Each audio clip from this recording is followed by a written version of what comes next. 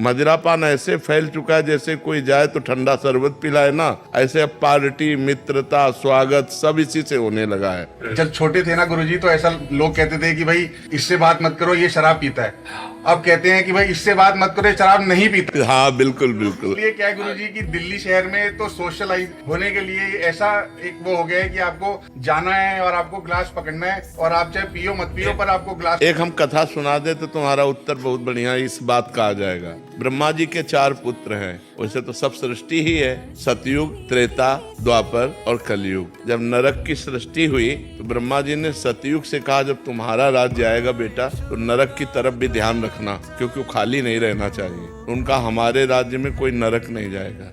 त्रेता से कहा तो उनका बड़े भैया जिस मार्ग में चलेंगे उसी मार्ग में हम चलेंगे। द्वापर से कहा तो द्वापर ने कहा, पिताजी आपकी आज्ञा का कुछ कुछ पालन करने की कोशिश करूंगा। जब कलयुग से कहा तो कलयुग ने कहा, पिताजी जैसे बड़े भैया के राज्य में कोई नरक नहीं जाएगा, ऐसे मेरे राज्य में कोई स्वर्ग नहीं जाएगा, मैं पूरा नरक हाउसफुल करूंगा। समझ रहे हो ना? तो उसी का राज्य चल रहा है। तो आप जैसा कह रहे हो ना कि अगर शराब न पिए तो लोग कहते इसे बात मत करो, शराब नहीं पीता, शराब पीता है इसलिए बात करो, मतलब टोटल नरक। कलयुग ने वादा किया है, कलयुग ने वादा किया कि कोई भूल चूक से भगवत प्राप्ति कर ले या स्वर्ग चला जाए, नहीं सीधे हम पूरा नरक हाउसफुल करेंगे। तो देखो, शराब पीना, पराई स्त्री से व्यभिचार करना, मांस खाना, चोरी करना, जुआ, घूस, अपराध प्रवृत्ति ये बढ़ती चली जा रही है। आप देखो ना, बिल्कुल नॉर्मल हो गई है। बिल्कुल। तो भैया कलयुग वाली बात सच्ची मत करो कि यार सब हाउसफुल हो जाएंगे, नहीं, कुछ तो बच लिए जाए, कुछ तो आप बच जाओ, क्योंकि अच्छे आदमी हो, आपको भगवान ने सत्संग दिया, वृंदावन धाम आए साधु संग के, तो आपका दुर्गुण छूट जाना चाहिए। तो आज से नियम ले लो कि आप शराब नहीं पियोगे, और आप ही न ले यार, जितने बैठे उतने सब ले लो। गंदे आचरण काहे को करो,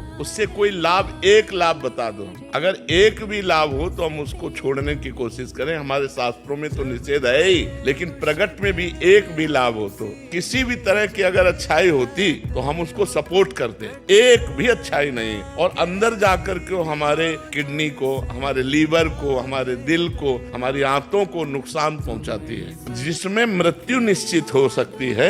ऐसे व्यसन को क्यों किया जाए जिसमें हमारे अंगों की हानि हो, पैसे की हानि हो, बुद्धि की हानि हो, और समाज भी हंसता है जब कोई ज्यादा नशे में हो जाता है, ऐसे पड़े दिखाई देता है तो समाज हंसता है। तो इसलिए हमें लगता है भाई इसे छोड़ दो, ठीक है, और भगवान का आश्रय लो, नाम जप करो, अच्छे आदमी बनो, बुरे आदमियों की संगति से बचो, नहीं तो बहुत हानि हो जाती है।